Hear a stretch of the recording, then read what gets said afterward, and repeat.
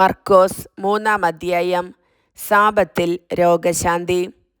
യേശു വീണ്ടും സിനഗോഗിൽ പ്രവേശിച്ചു. കൈ ശോഷിച്ച ഒരാൾ അവിടെ ഉണ്ടായിരുന്നു.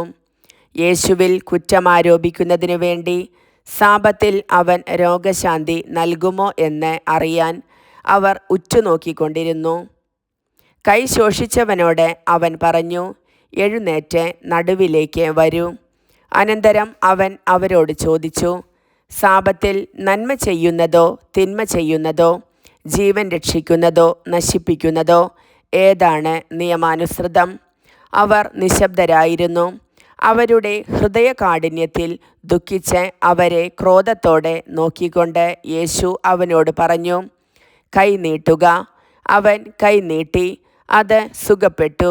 ഫരിസേയർ ഉടനെ പുറത്തേക്കിറങ്ങി യേശുവിനെ നശിപ്പിക്കുവാൻ വേണ്ടി ഹേറോദേസ് പക്ഷക്കാരുമായി ആലോചന നടത്തി.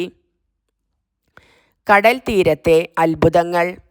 യേശു ശിഷ്യന്മാരോട് കൂടെ കടൽ തീരത്തേക്ക് പോയി. ഗലീലിയിൽ നിന്ന് ഒരു വലിയ ജനക്കൂട്ടം അവനെ അനുഗമിച്ചു. യൂദ, ജെറുസലേം, ഇദുമയ എന്നിവിടങ്ങളിൽ നിന്നും, ജോർദാൻ്റെ മറുകരയിൽ നിന്നും, ടൈർ, സീദോൻ എന്നിവയുടെ പരിസരങ്ങളിൽ നിന്നും ധാരാളം ആളുകൾ അവൻ്റെ പ്രവർത്തികളെക്കുറിച്ചു കേട്ട് അവൻ്റെ അടുത്തെത്തി. ആൾത്തിരക്കിൽപ്പെട്ട് ഞെരുങ്ങാതിരിക്കുന്നതിന് അവൻ ശിഷ്യന്മാരോട് ഒരു വള്ളം ഒരുക്കി നിർത്താൻ ആവശ്യപ്പെട്ടു. എന്തെന്നാൽ അവൻ പലർക്കും രോഗശാന്തി നൽകിയത് മൂലം രോഗമുണ്ടായിരുന്നവരെല്ലാം അവനെ സ്പർശിക്കാൻ തിക്കിത്തിരക്കിക്കൊണ്ടിരുന്നു.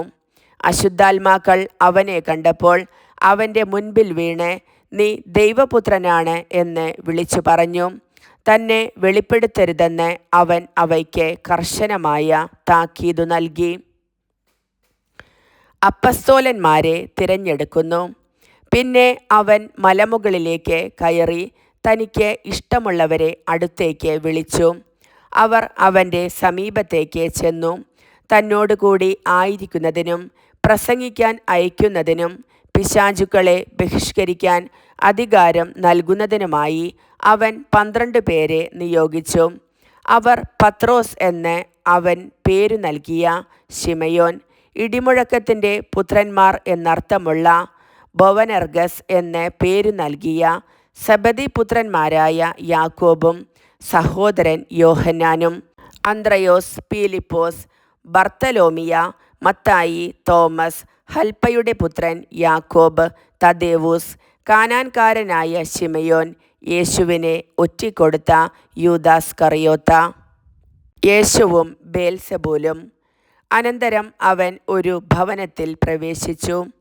ജനങ്ങൾ വീണ്ടും വന്നുകൂടിക്കൊണ്ടിരുന്നു. തന്മൂലം ഭക്ഷണം കഴിക്കാൻ പോലും അവർക്ക് കഴിഞ്ഞില്ല. അവൻ്റെ സ്വന്തക്കാർ ഇതു കേട്ട് അവനെ പിടിച്ചുകൊണ്ടു പോകാൻ പുറപ്പെട്ടു. കാരണം അവന് സുബോധം നഷ്ടപ്പെട്ടിരിക്കുന്നുവെന്ന് അവർ കേട്ടിരുന്നു. ജെറൂസലേമിൽ നിന്ന് വന്ന നിയമജ്ഞർ പറഞ്ഞു, അവനെ ബേൽസെബൂൽ ആവേശിച്ചിരിക്കുന്നു. പിശാചുക്കളുടെ തലവനെ കൊണ്ടാണ് അവൻ പിശാചുക്കളെ പുറത്താക്കുന്നത്.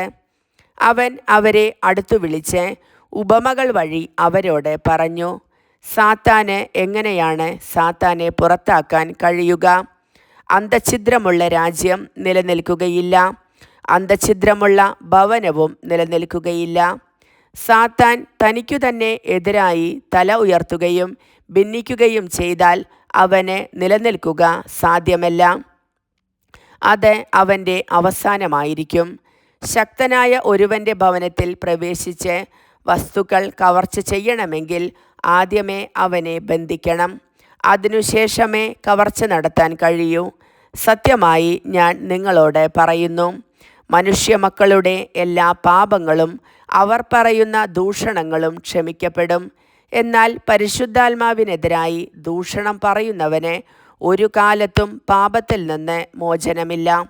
അവൻ നിത്യപാപത്തിന് ഉത്തരവാദിയാകും.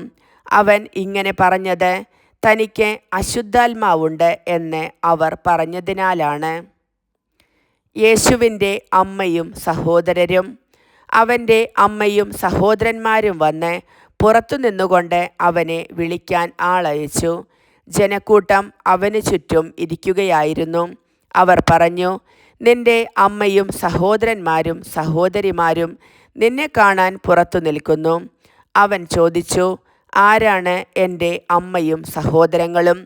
ചുറ്റും ഇരിക്കുന്നവരെ നോക്കിക്കൊണ്ട് അവൻ പറഞ്ഞു, ഇതാ എൻ്റെ അമ്മയും എൻ്റെ സഹോദരങ്ങളും.